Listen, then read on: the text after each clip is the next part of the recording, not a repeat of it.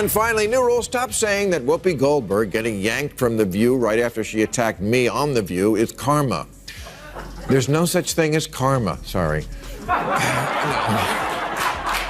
Sorry, but life is random. The only word to describe it when a big game hunter gets trampled by an elephant and then eaten by lions is hilarious.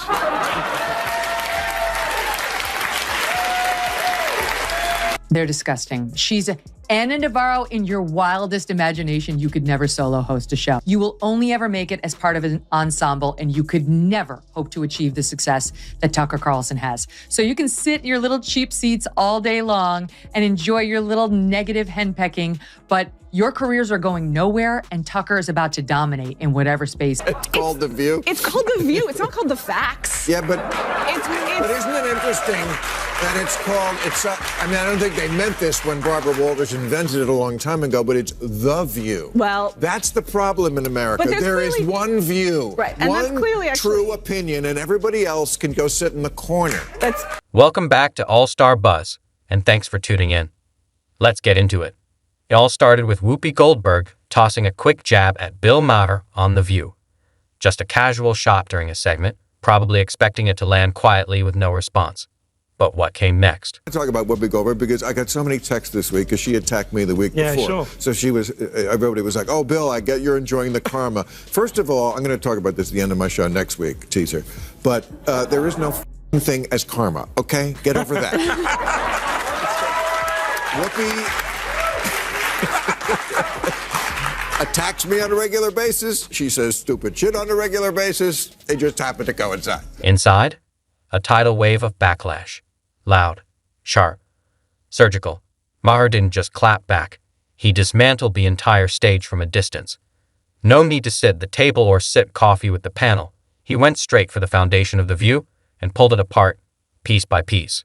And here's where it gets wild. Right after Whoopi's comments aired, she was suddenly yanked off the show. Social media lit up like a Christmas tree. Karma. They screamed, but Maher didn't buy it. He went on air and laid it out. There's no such thing as karma. According to him, life's random, unfair, and occasionally hilarious. Like a big game hunter getting trampled by an elephant, and then eaten by lions. Not divine justice, just absurd comedy. Maher wasn't looking for revenge. He was laughing at the idea that the universe had stepped in to balance some cosmic scale. What really got him fired up? The double standard. How Whoopi constantly hurls insults and nonsense his way, and the audience eats it up.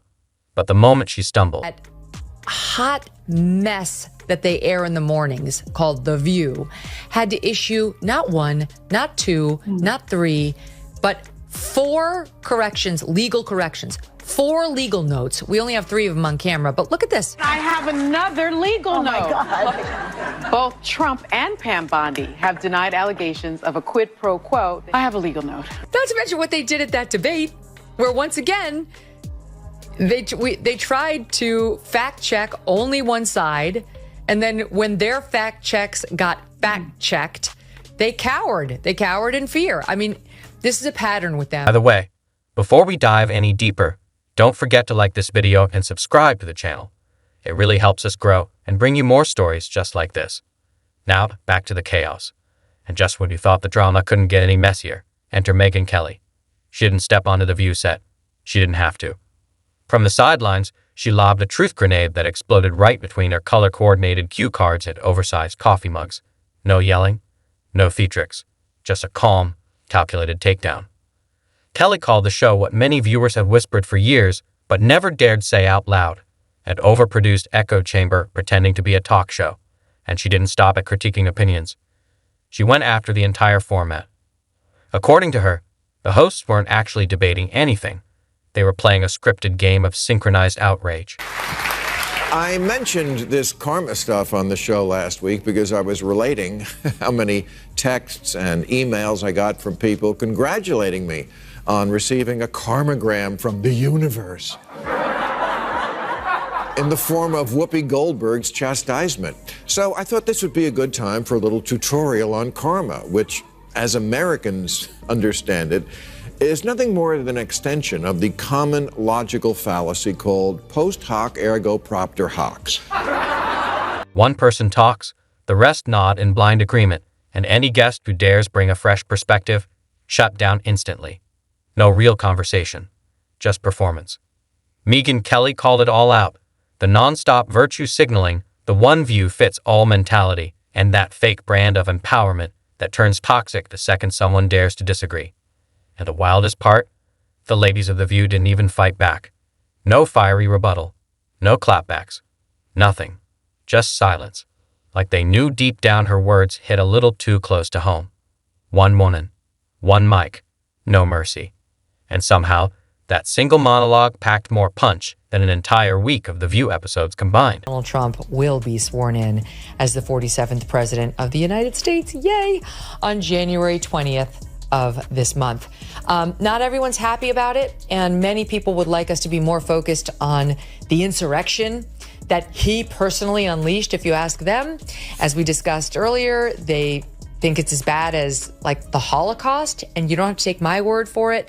Here is Sunny Hostin of The View. January 6th was an atrocity. It was one of the worst moments in American history.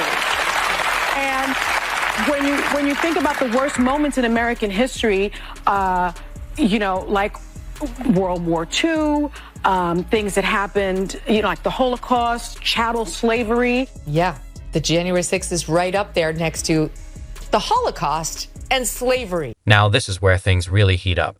Megyn Kelly didn't just throw shade. She flipped the whole table. She torched The View as the place where logic goes to die, a daily circus of opinions touted by people who skim headlines 5 minutes before airtime. Brutal? Absolutely. She compared watching it to auditing a class taught by people who never did the reading. Then came the receipts. 4 legal corrections. Not 1. Not 2. 4. And of those, only 3 were acknowledged on air. The 4th? Quietly swept under the rug. That, Kelly said, is how sloppy things have gotten. In her words, they're not just uninformed, they're careless. And when they try to fact-check others, they end up needing fact-checks themselves. But she wasn't done. She accused the panel of turning real debate into daytime melodrama. By the way, out there, that hat that you keep wearing, that red hat that says Make America Great Again, that tells people that you go along with this. So you might as well just put a swastika on the hat. Don't do that. Don't do that. Because we see it anyway. I'm not going to defend Donald Trump ever, but I would never say that we should put the swastika on the cap, because I think you can hate Donald Trump. You can't hate everybody who likes him. It's half the country. I don't want to live in that country. I don't want to live in the country where I hate half the country, and I don't hate half the country. How dare you disagree with me? Instead of delivering solid arguments or balanced perspectives, The View serves up emotional chaos with a smile, like a group therapy session for politically confused celebrities. And Megyn Kelly? She didn't hold back. She sliced through the panel with surgical precision. Joy Behar, still bitter like the ex who broke up with her in the 80s. Sunny Hostin, waving a law degree like it's a moral shield. Alyssa Farah Griffin, the conservative who's about as convincing as a vegan at a Texas barbecue. And Whoopi, part-time moderator, full-time mapper. This wasn't a critique. It was a demolition. While Kelly dismantled the show with sniper-level precision, Bill Maher entered the chat like a wrecking ball with a grin. I'm old enough to remember when it was the conservatives who hated the Jews. Yeah. Okay. Bill Maher, who has been the standard bearer for liberalism and in many ways leftism until the woke went bananas in this last decade, but for decades, that's what this guy has represented in America. I want you to note the tone they all talk with him. I want you to look at Sunny Hostin's body language and the way they look at him and everything else. Just because he is a lefty who hasn't gone completely bananas, here they are talking about the word woke. Maher didn't mince words. He mocked The View for what it's become. Not a talk show, a ritual of synchronized indignation. Different opinions? They're not debated, they're attacked. Disagree with the hive mind, and it's panic mode. Cue the cooking segment. Roll the soft lighting. Pretend it never happened. Maher zeroed in on the hypocrisy.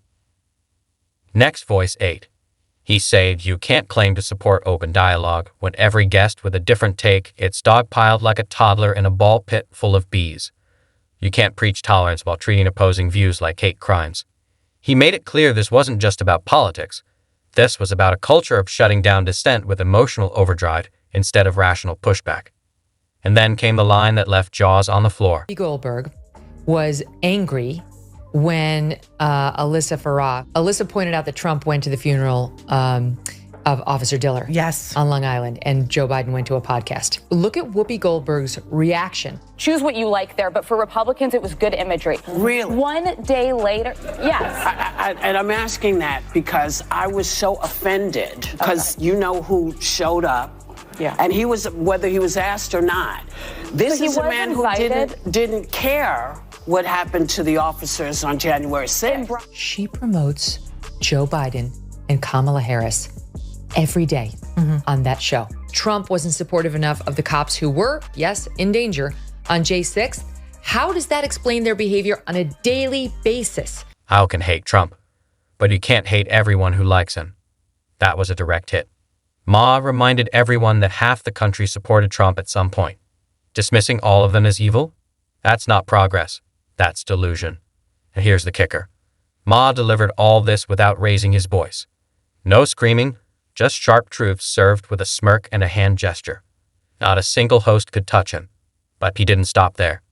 Ma went on to expose The View's so-called safe space for women as a toxic clique that silences any woman who dares to step out of line. He didn't just say it, he showed it. Megyn McCain? Gone. Candace Cameron Bure? Gone. The term woke has been, in my view, co-opted by the right and weaponized and bastardized. And so I was surprised to hear you use the term because historically, as you know, because I think you're quite brilliant, that woke is a word used by the Black community to note that we must be aware of social injustices. But words and so migrate. why is that a bad thing? It's not a bad thing, and originally that was absolutely a great thing. Alert to injustice, who's not for that? But words do migrate. Now, I'll use any term you want. Okay. Because maybe that is a word that's triggering, and so let's not use that word. I don't know, want to call it the super far left? But don't tell me the left Or maybe the super far right. Well, he's talking about the left. Well, then Okay, but we talked about that. I mean, I think we agree about the danger of the super far right. Listen, even liberal hosts who dare to have a slightly different take get silenced with those icy death stares that scream, "You're done here." According to Bill Maher, this isn't women's empowerment. It's daytime TV mean girls with microphones. This isn't a show that welcomes open-minded discussion. It's a place where one unscripted opinion can get you emotionally canceled before the next ad break. Real empowerment? That means letting women disagree without turning it into a full-blown meltdown. But on The View, disagreement isn't just uncomfortable. It's dangerous. Everyone's walking on eggshells, terrified they'll say the wrong thing and get exiled by the sisterhood of the perpetually offended. Maher didn't sugarcoat it. The only thing consistent about The View is outrage, a spike in moral superiority every time someone brings up free speech without a warning label. You don't survive at that table unless you stick to the script. And guess what? The script only allows one opinion. Just when you thought Megyn Kelly was done, she came back with the kill shot. She didn't just attack the show's tone or content. She broke down The View's entire formula like a high school science experiment gone horribly wrong. Her message was razor sharp. Screaming louder doesn't make you smarter. And just because 5 people agree on something doesn't mean they're right. It just means they've built an echo chamber with throw pillows and catchy mugs. Kelly compared watching The View to auditing a class led by people who never opened the textbook. Every segment felt like improvising through headlines they barely understood, yet acting like authorities. What made her takedown so lethal was her tone. No yelling, no interruptions. Just calm, precise cuts through the nonsense. Every word landed like a punch in slow motion, and when she finished, silence. No fiery rebuttal, no on-air clapbacks, just stunned quiet. Because how do you argue with someone who isn't even in the room, but just destroyed your whole setup? That's when it became clear. Kelly didn't just criticize The View, she exposed it, and they had no defense. Then Bill Maher zeroed in on how The View handles serious political topics, especially anything Trump or January 6th related. What he showed was downright embarrassing. He played clips of Sunny Host comparing the Capitol riot to the Holocaust and slavery. Yes, that level of dramatic overreach. Word for word, live on national TV, Maher pointed out a pattern. When The View talks about Trump, it's not criticism. It's meltdown mode. Everything is the worst thing in American history. And if someone tries to bring balance or a calmer tone, chaos erupts. Maher mocked their emotional spirals. This isn't debate. It's televised temper tantrums. He even called out the MAGA hat argument, where one host said wearing it was like wearing a swastika. He wasn't defending Trump. He called that comparison absurd and dangerous. Hating Trump? Sure. Hating half the country for voting for him? That's a whole different, toxic level. The View isn't promoting progress or unity. It's driving people further apart, turning political disagreement into moral warfare. And when that's your strategy, you're not informing anyone. You're just fueling outrage for ratings. While The View spun in emotional overdrive, Maher made one final point that cut deeper than any insult. The loudest voices on The View, the ones who shout down guests, treat every disagreement like betrayal, are exactly why no one outside their bubble takes them seriously. You can feel the tension every time a guest strays off script. Nervous laughter, darting eyes, producers whispering in earpieces. Smile. Say nothing. Don't mention Megyn. Don't mention Bill. The craziest part? Neither Maher nor Kelly ever appeared on The View. They didn't have to. They stood outside the studio, tossed in a few facts in brutal honesty, and watched the whole thing implode. No coffee mugs, no crowd applause, just logic and clarity. The place practically lit itself on fire. That's when it became obvious. The View isn't a talk show. It's spectacle. A carefully choreographed chaos machine that mistakes noise for truth and emotion for argument. Kelly and Maher didn't attack from inside the arena. They dropped truth bombs from outside and left the whole set metaphorically smoking. And the best part, the hosts couldn't do a thing about it. Let's talk about how deep the denial runs. Even when confronted with facts, even when their own contradictions are played back on screen, The View hosts double down. One viral moment was Alyssa Farah Griffin, the token conservative, pointing out that Trump attended a slain officer's funeral while Joe Biden opted for a podcast appearance. Simple fact. But Whoopi Goldberg's reaction? Pure fury. No refutation, no facts, just offended vibes. This is the pattern. Anytime someone brings up an inconvenient truth, the response is an emotional meltdown. It's not just about Trump. It's about how The View reacts to any narrative that doesn't fit their script. Maher and Kelly exposed it clearly. When dissent shows up, The View doesn't respond with arguments. It panics. The internet noticed everything. Viewers analyzed body language, pointing out awkward silences, fake smiles, and how Sunny host visibly stiffens when the conversation shifts. Producers seemed desperate to control the chaos. It was like watching a reality show cast realize their audience was in on the joke. No wonder Kelly and Maher didn't need to show up in person. Just pointing out the cracks was enough to make the whole thing tremble. Then came the moment the illusion shattered. Bill Maher and Megyn Kelly didn't just criticize The View. They revealed what it truly is, the live-action version of a Facebook comment section. Everyone yelling, nobody listening, and the rare fact treated like a cockroach at a dinner party. Loud, messy, impossible to take seriously. Kelly's calm delivery showed intelligence doesn't need volume. She made it clear. Shouting woke slogans and staging emotional performances doesn't replace real debate. She went after the hosts and the format. A talk show that claims to empower women, but punishes any voice that steps off the emotional script. A set that throws tantrums when challenged instead of responding with reason. Maher used comedy like a scalpel. He didn't swing wildly, he cut clean. Called out how every disagreement on The View is labeled dangerous. Every contrary opinion treated like an attack. It's not a panel anymore. It's synchronized moral panic interrupted by ads for incontinence pads. What made their takedown powerful? They weren't part of the shouting. They stepped back, spoke clearly, and let facts do the damage. This wasn't culture war. It was a reality check. And The View couldn't handle it. Now here's the real reason The View couldn't fire back. Kelly and Maher didn't just critique. They exposed a pattern.